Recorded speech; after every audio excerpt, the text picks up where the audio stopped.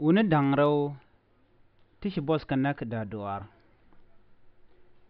Teke wun dangraw tishu gorok tibiken ka pech. Pech luda no muwi kwal kawok. Meshi ka tespin shu ka wu gwas mun nana long. Meshi ka shop shu ka day hok dangraw shu ken ka jeka shu ken ka kwal. Shu ken ka nang. Me teke jel ko gwas nana jen ka tin gwas munanan. Shu mesan teke ke shu suk. Angut kan dorian dana wukatin kan na chop. Ka shu bos midit kan naga long re ruop. Shu ut kel wui ma bando yang kel nak. Ko shikon beliu ka bos da duaran gwasame ka dokon kok dangro. Mu wan shubre duarana ban min chidot bukon wadak. Shu wuden donga look ano dere yana dere janak ke dode. Ka shu wuden nyam dode shu janak. An gwasamo shu rinde shu jetu ka matalaja. Me shirinde chatwak gwasandanan te bul ka shu met shu jetuk. An gwasamo shu nyungul shu benyur ko jen charin cha jangwach. Gwasandanan cha yang cha jangtin. Shu wuden dong men shi lukono ba yanda ba janak. Ke bukan yang mo bukan odak. Shu nyungul shu bok ke dul. Ka shu nyungul mo shu janak.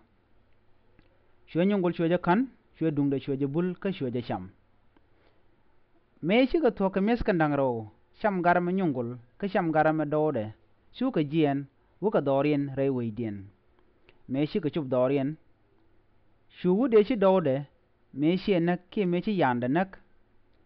Shu ganman yugu ban do da kel. Yugu ramedan e shi lugono ba do yanda ba janak. Ka shi lugono ba kan do yang ba kan oda ko de garing e shi wudu mo janak de kan da gan gwas ma ke de kan sham kel. Kan gwas mo shu wudu mo jalok. Shu lugono ba ka do yang mo ba kan da kel. Shu yugu ka me shi lugono e mo chia. An gwasamo shu wut ke ngang no medit ke gak medit kam jen kan nangraw. An gwasamo shu wut cho jen wuden danen cha menchi yana che cham. Gwase shu wudu mejalo kono de kan yang de kan dakel. Shu woka kwerwi ka shu kwerwi jogono tene ka luk kono wude me. Wude me kon chine page chine kwalo chine horo chine jek do de dangraw. En cha jogono chando kel chananak ko bukono cham bukon do kel bukono da gwad dano kon chup dawich ka shu wuda me shu jeluk ka kontroliu ne ka bos ko che deluk chwa chu gujino an chan bliu ka bos ba yana ba janak an gwasamo chwa yana chwa chu nak me che yanda nak shu te ke nyungul michiring chi ngoch gwad dano jianga yanda tin ka shu wuda mo chu nyungul mo chu dong ka dul ka shu nyungul shu janak ka shu nyungul shu bul chua cham ka chua do yana chua ja kan chua ja cham an gwaz mon tam mi chine chub dawo cha jogo jin biya kam ke ban yandu bu kona dak che je loki jong na ka me chi yanu she cham karo adu che jogo na dum kan yanda nak da do atele nyungul me de nyur ka kuje mo nyungul nyura ko jen chering yanda che jangwech an jin chering yanda che je cham cha wudu ma cha je te cha jogo jin ngum penu de yen yang lien da kel chela do jen cherin che cham karwade cha jo ka jin